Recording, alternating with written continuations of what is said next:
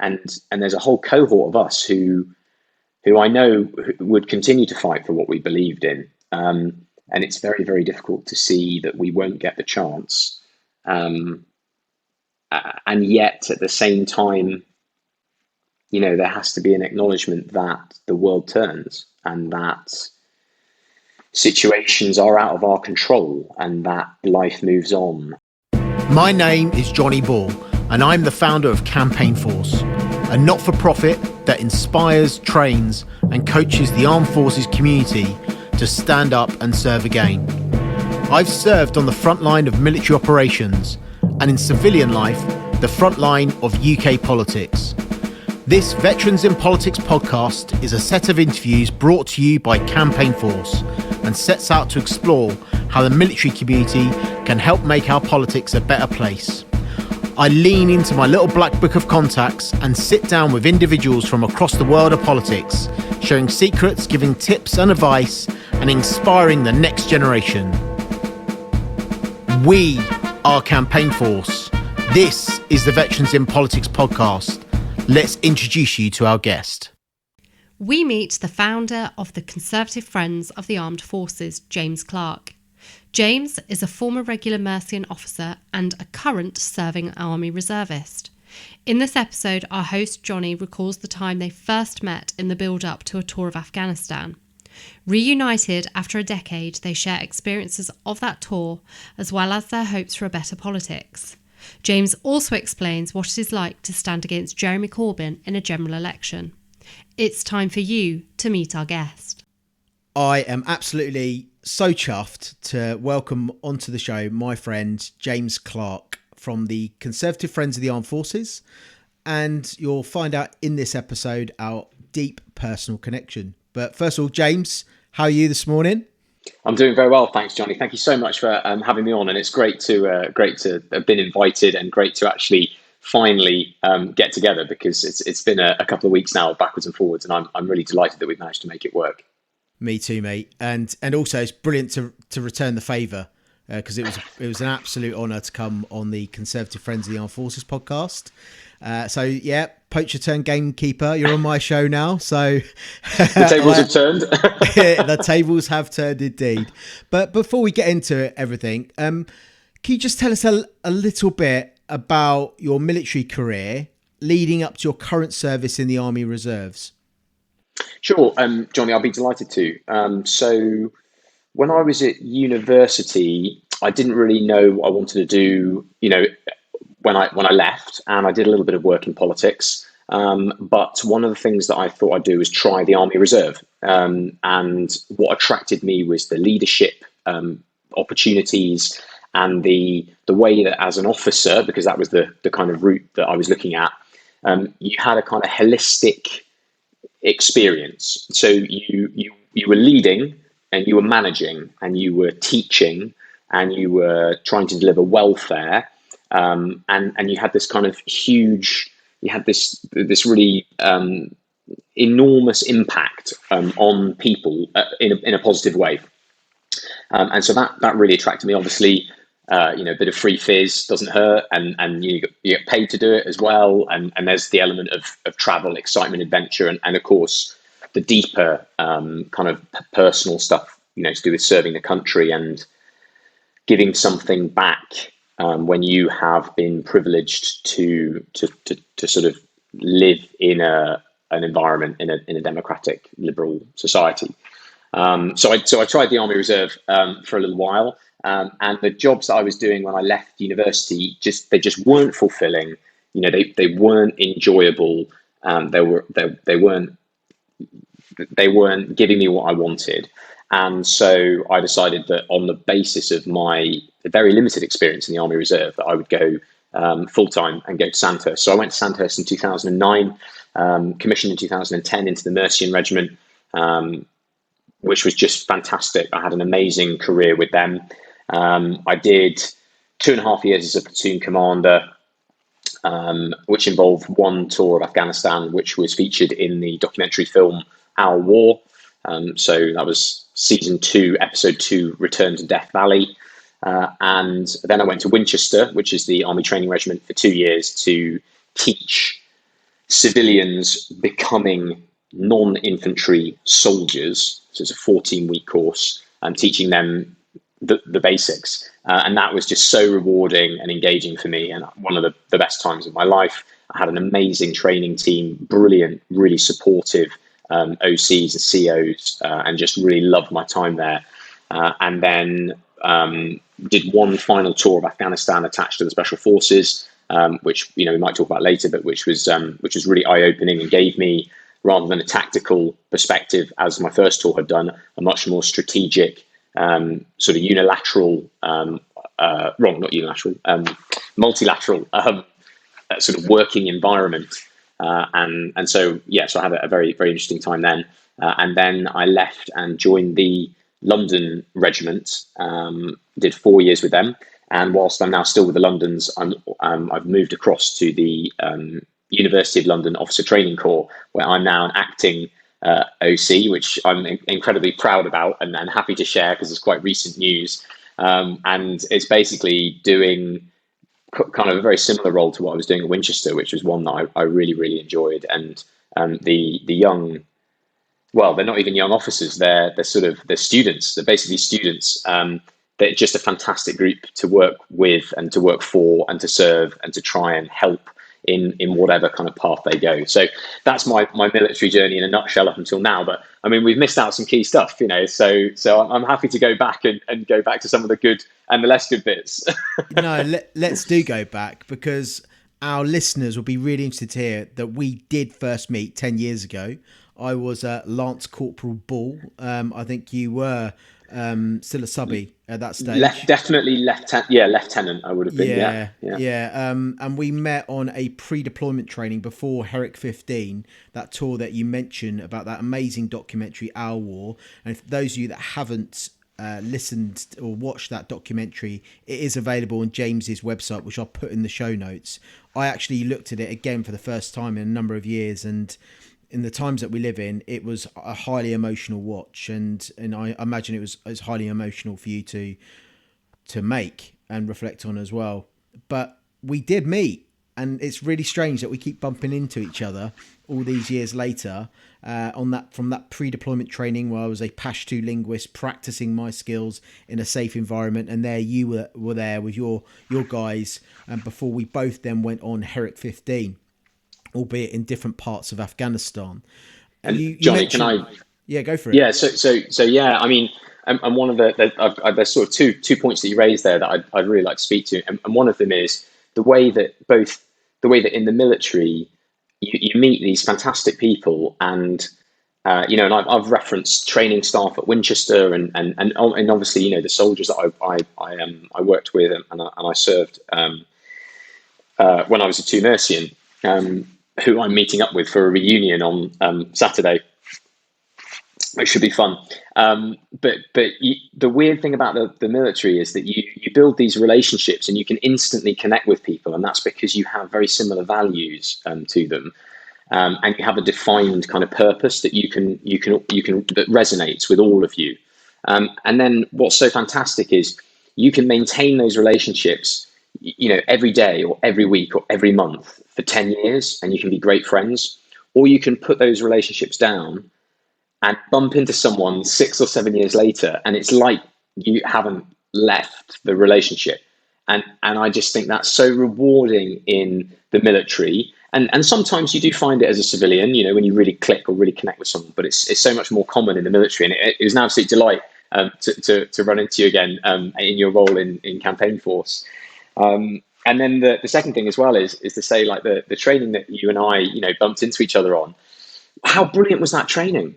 I just can't think of a civilian environment where you're given such incredible assets and resources to practice for a real thing. And to us, I understand that obviously, military operations are life and death, and therefore you need to do some decent practice. But even if you consider, public speaking or giving a presentation or pitching to a client, if there's a lot to learn. Civilian employers and civilian, and entrepreneurs, could learn a lot from the way that the military sets up its people for success with some of the best, most intense most realistic training, and then when you fire out into the real thing, you've not, you've sort of seen it all before. You've been in those situations, you've made those decisions, you've made mistakes and you've had them corrected, and I found that hugely advantageous on my on my tours. I think some of those things about meeting people up and that training, etc., are those cliches that are so true about the military community. And I know that transfer of skills and training is something you're passionate about in your work that you do with the Conservative Friends of the Armed Forces, which we'll touch on in a moment. But going back to Afghanistan, we've had this lull of 10 years when we first met, and then subsequently deployed in 2011 and into 2012. But all of a sudden, Afghanistan, as we know, has appeared on the news cycle again in the most tragic of circumstances. And I don't know about you, but I'd kind of put to bed the whole Afghan experience and reconciled with that some years ago. And it wasn't really something that I repeatedly kept revisiting. I kind of equate it to a bit of a fish tank that's got some silt along the bottom. It's settled, it was at peace, and all of a sudden someone's shaken that fish tank and the water's got a little bit muddied. And you've got that piece, that BAFTA award-winning documentary Our War from BBC to reflect on too. But how's it been to you all these years later? Because you were really open in that documentary about the frustrations of fighting in the war in a context of the limiting rules of engagement. But how do you reflect on all of that now, all these years later? It's a massive question, Jonny. And when people have asked me about this, I've kind of said to them, there are sort of three ways that I kind of look at it and process what's going on. There's a political kind of a political filter, a political narrative, or a political way of understanding what's going on. And to me, the NATO alliance have made a huge geostrategic error in withdrawing from Afghanistan.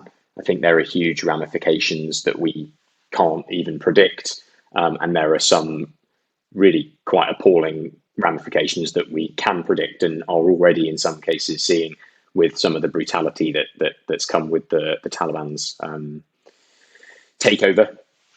Then there's a kind of political way of looking at things. So that's the sort of second way I look at it. And the political sense, I've spoken with Secretary of State Ben Wallace, on a number of occasions, and I'm well tied in with the Conservative Parliamentary network, and I completely concede that guys like Ben Wallace and Dominic Raab, they are 100% committed to furthering the aims of UK PLC and of Britain, But at the same time, there must come a point where we look at what's happened over the last 4 months, 6 months, year, and see that politically, we have obviously fallen out of the role that perhaps we did have previously, or perhaps we kidded ourselves that we had, where we could influence US foreign policy, and where we were in, albeit an unequal partnership, we were in a partnership. And politically, I think there is definitely, I'm not sure there are questions to answer, but I think that there's action to be taken to really define what our role is on the global stage, and to basically perform more effective statecraft. And I actually think that people at the top are well aware of that, and that is their goal. But we need to really try and somehow support that, and we need to look for it in our statesmen and women of the future. And then thirdly, and I think this perhaps goes to what your original question was, that thirdly, I kind of look at it from an emotional perspective, a personal reflection. And I'm, I can't swear, but I'm gutted. I'm absolutely gutted. This podcast could probably turn into 2 hours of you and I talking about the situation. But one of the things that I've said kind of publicly when I've been asked about this and how I feel is that I do think that coalition forces, and NATO coalition forces, did an awful lot of good, as well as making some horrendous mistakes and both strategically and tactically, making some real errors. But I think that for the guys on the ground, we made a difference every single day, every time that we went out of the gate, every time that you went out of the gate and you engaged with a local villager, and I know that you've talked quite movingly about the school that you sort of helped to set up.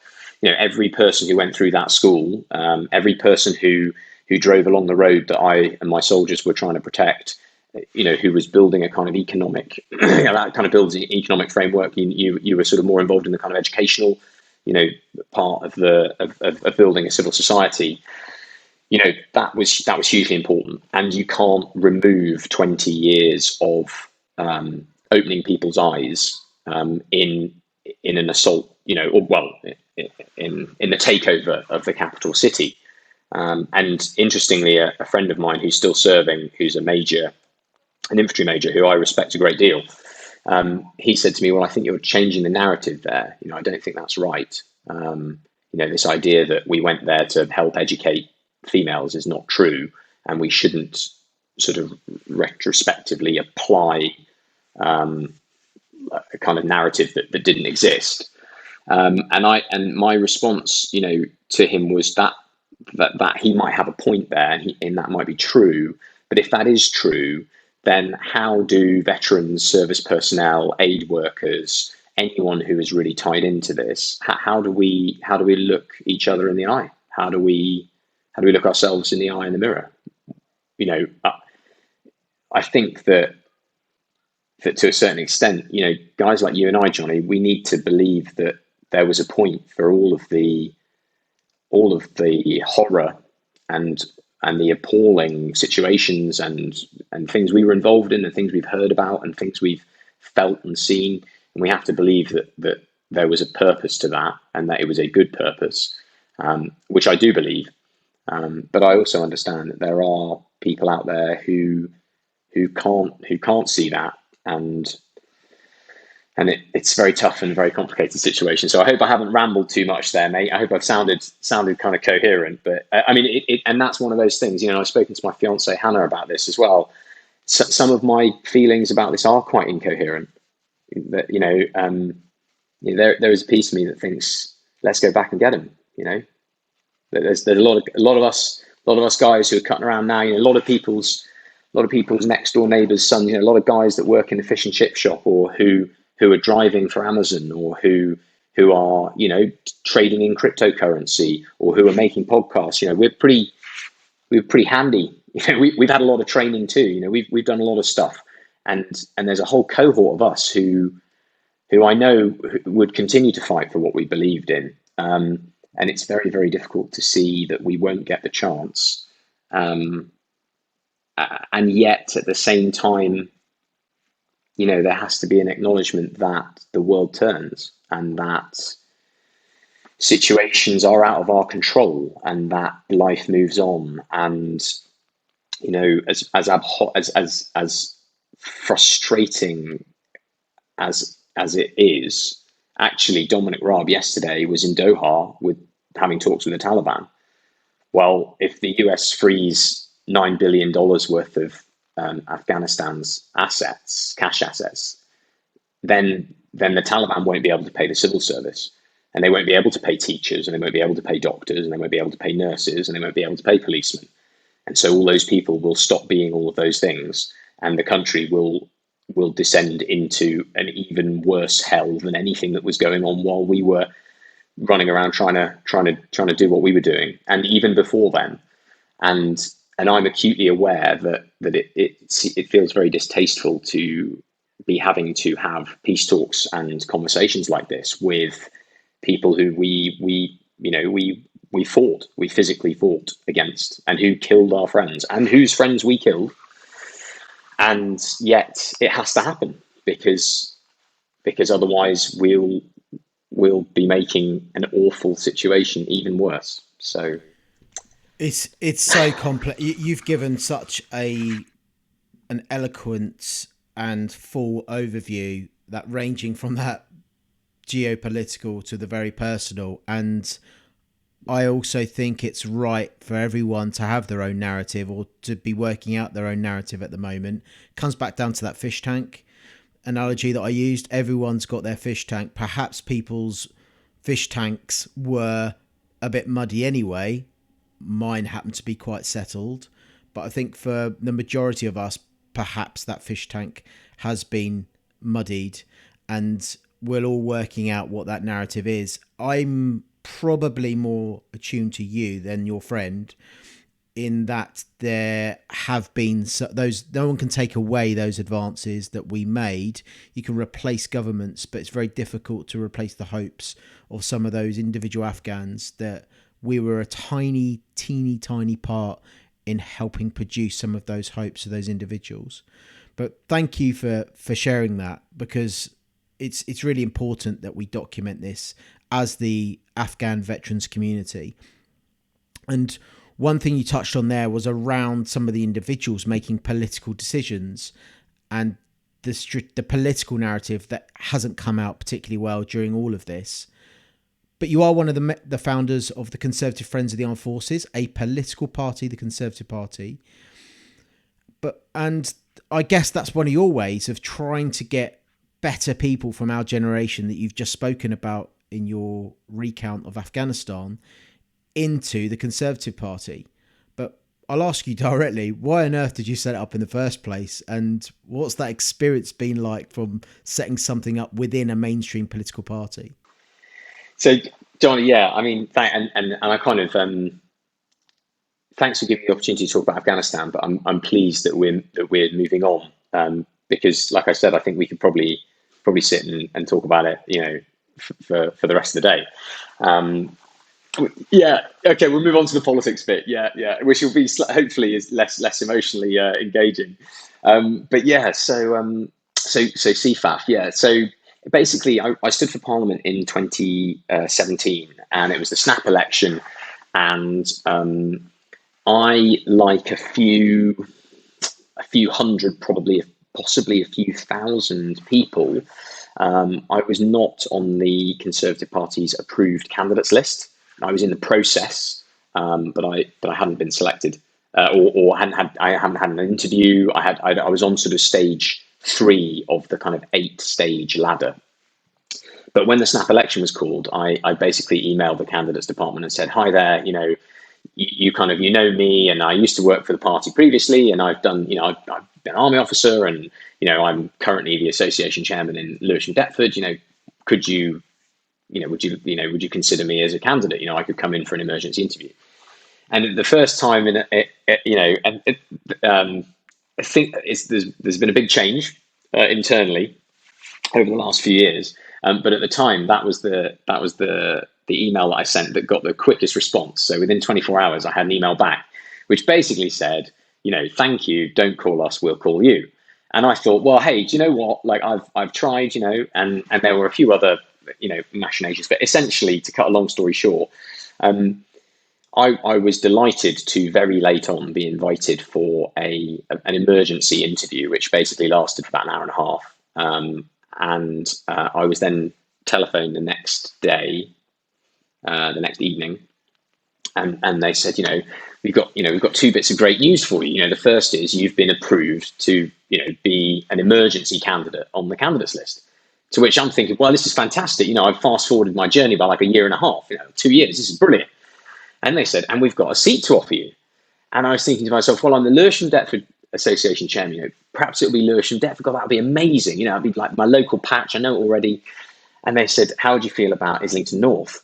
And I didn't register initially. And then I sort of gasped, in kind of as a theatrical style. And of course, Islington North is Jeremy Corbyn's seat. And I don't know whether we'll come and talk to this a bit later, but essentially what happened was I fought the election in Islington North against Jeremy, didn't win. He's been the he'd been the MP for Islington North for longer than I've been alive. So that was what I was up against.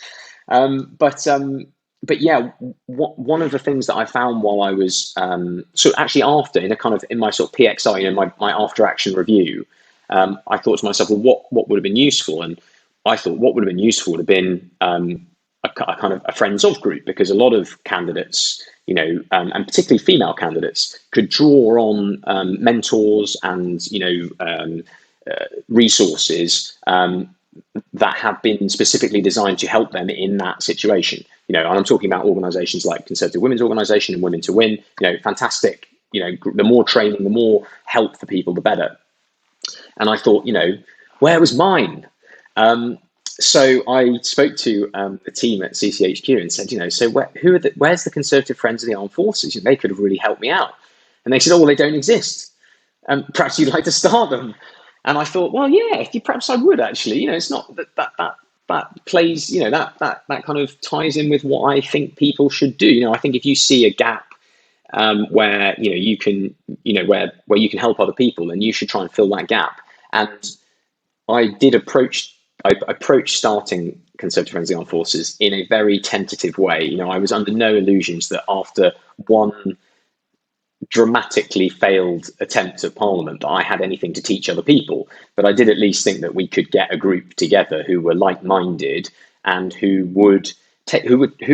as an interest group, who were committed to the armed forces, and whether you've got a military background or whether you're simply a Conservative who is, positive and enthused with the military, or who has some connection, or who admires the values and standards, and so I had a couple of people pointed towards me. So Nick Clark, Lewis Fielder, and Tony Heath they were in Johnny Mercer's orbit, and I reached out to Johnny and a few others, and sort of we kind of got this band, this rogue group together, and we kind of went through the hoops of creating an organisation, a membership organisation.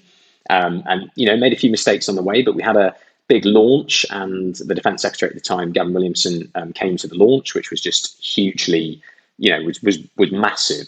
Was great for us, and we had some really great people, other MPs and peers who joined us, as well as friends of mine and people on the candidate circuit, and people who'd served with me who wanted to come and support me in case nobody turned up. But no, so we had a good launch, and since then I think we've donated about £4,500 to Conservative candidates who have military backgrounds or who are members of our organisation, standing from local to national elections. We've run quite large fundraisers and have big receptions at conference. We've done panel discussions, on the role of training and transition. Female and ethnic minority engagement, and also with this year producing our first policy pamphlet, which I'm very proud of.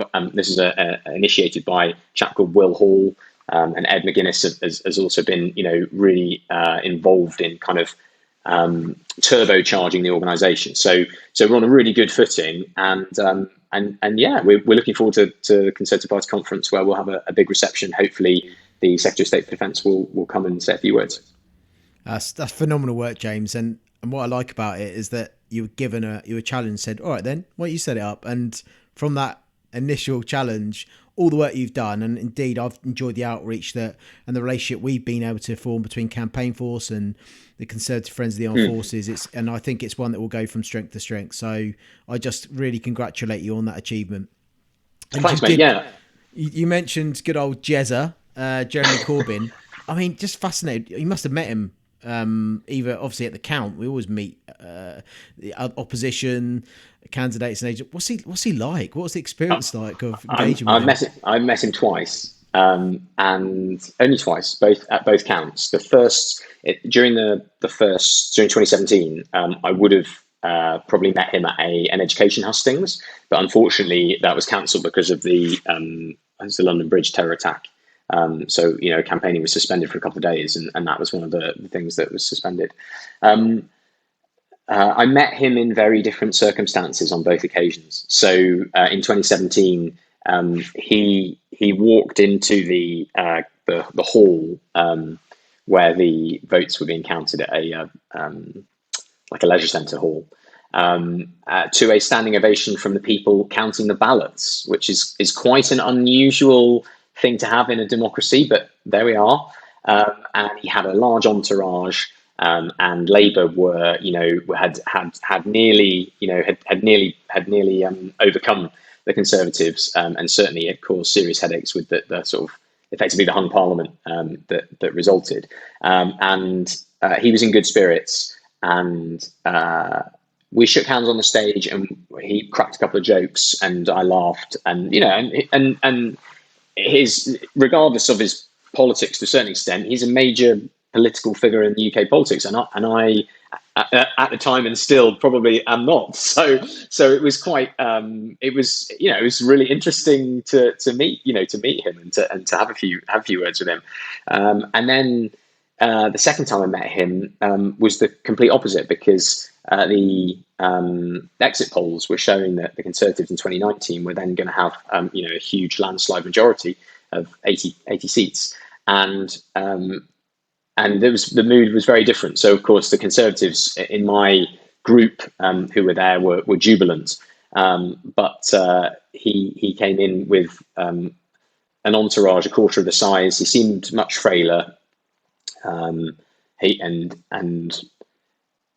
quite confused at times. And then when we were on the stage, it was very different. It was a very different tone. And then as soon as he left the stage, the Brexit Party candidate, who was Jewish, went straight over to him and confronted him about some of the issues that the Labour Party were experiencing at the time.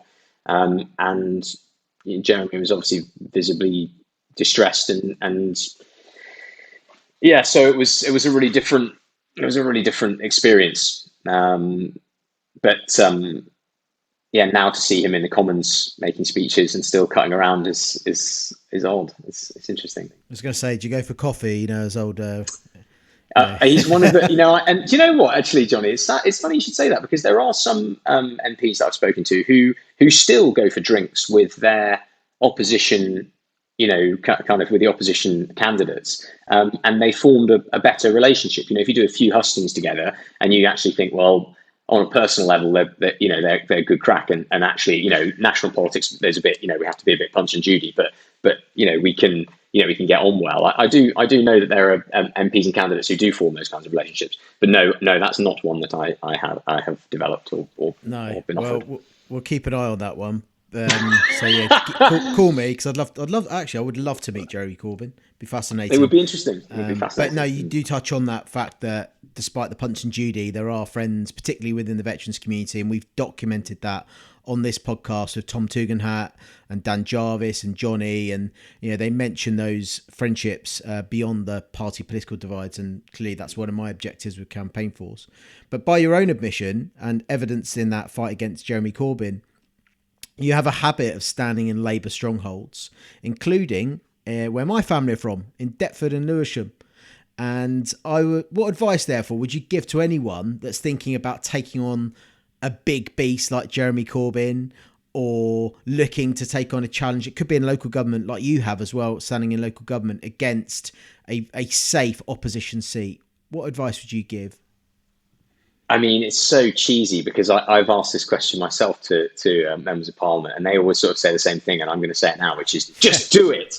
I knew you were going to say that. But I suppose I can try and flesh that out a little bit. So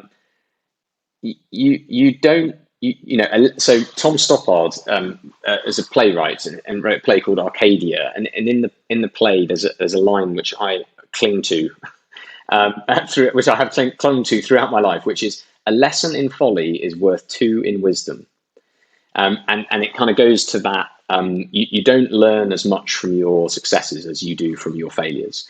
And actually, being in a position where you are completely overwhelmed by the opposition, and where effectively, although you shouldn't admit it or shouldn't fight your battle like this, you'll never win. It actually gives you the freedom to learn, to practice, to try things out that don't work, so that when you're in a position where you do have a shot, then you have already filtered your possible courses of action.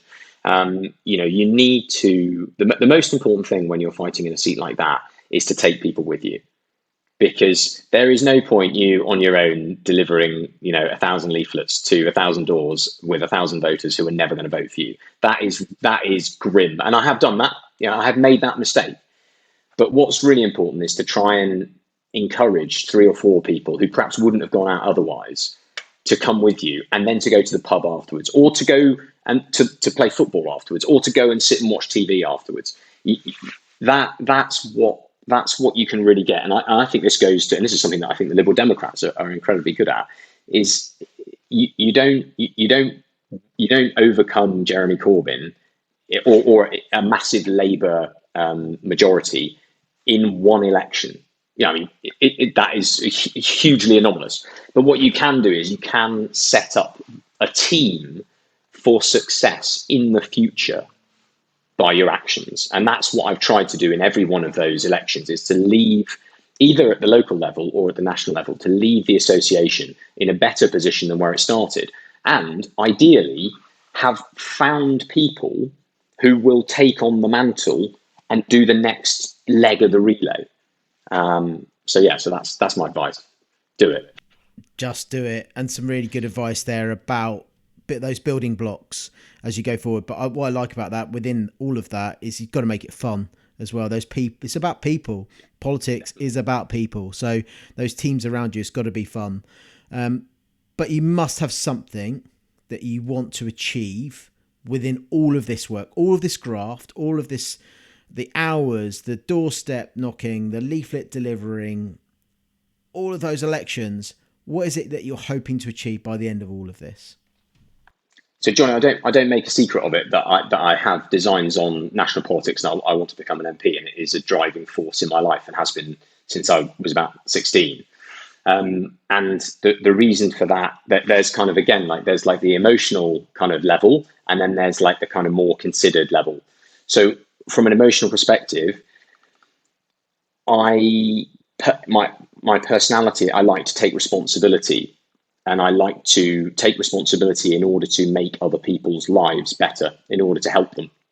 And that is the essence of why I am in politics, is because I want to help other people. And, I didn't go down the route of being a doctor, so I can't heal people. I didn't go down the route of being a lawyer, so I can't protect them from the government or other people. I'm not a policeman. I've served in the military, and that is a big, sort of part of that, of my kind of feeling of taking responsibility and helping people and trying to give them a better life, both the soldiers that I served and also the people, who happen to be in Afghanistan, because, you get told where to go. You don't choose where you go. So there's that element of my character in a kind of personal way. And then there's a kind of a more considered kind of vision. And what I would like to bring to politics is a more considered kind of statesman-like approach to foreign policy. There's an idea which I'm sort of gestating, and which I'm going to probably write a sort of piece or a few pieces about next year, called responsible citizenship, where I think it's really important that, and this echoes one of the things that I'd spoken about earlier, where if you walk down the street unmolested, if you have enough food, if you have your education paid for by the state, if when you break your arm, somebody bandages it up and that's included in your taxes, you are just so fortunate. You are just so lucky, and I feel that. I feel so blessed. I understand how privileged I am. I can see it, and I think that if in order to actually really enjoy that privilege, you have to give something back. You have to be giving something back. And that's why, I'm such a massive fan of Campaign Force, because, to be honest, and it sounds a bit cliche because people say it all the time, but politicians aren't evil. And it doesn't matter if you're an anarcho-syndicalist, or, if you're to the right in the Conservative Party, or if you're a socialist or a Liberal Democrat or Brexit Party. You are in politics because you want to make people's lives better. You might want to make your own life better, but you want to make other people's lives better. And so this idea of responsible citizenship is that I think that every person who's in our society should do things to make their society better. And that might be picking up litter, or that might be standing for office or being a magistrate or volunteering. But we really must. I really, and I'm not through coercion, but I really believe that we should be encouraging people to be more responsible citizens. And then the sort of third tenet, or the third thing that I focus on, and we touched on it again today as well, is this idea of education. Education is incredibly important because you can teach people to believe in themselves, and when they believe in themselves, they are unstoppable. And we really, as a nation, we have the best resource in the world, which is the citizens of the United Kingdom of Great Britain and Northern Ireland. And if we could only harness all of them and all of their potential, imagine what we could achieve. And that is what I will be fighting for in Parliament, is to try to, I don't know, in any way improve the educational lot of the people of this country. James Clark, Conservative Friends of the Armed Forces. I think we'll leave it on those words. Cheers, mate. Let's not leave it another 10 years. Jonny, I'll see you soon for a pint. Thanks so much for the opportunity to speak today. It's great to catch up. Cheers, mate. Thank you. Speak soon. Thanks to our guests, and thank you for listening. If you've enjoyed this podcast, hit subscribe now. Alternatively, you can support our mission by checking out in the show notes below, where you can rate, donate, or become our mate. Thank you.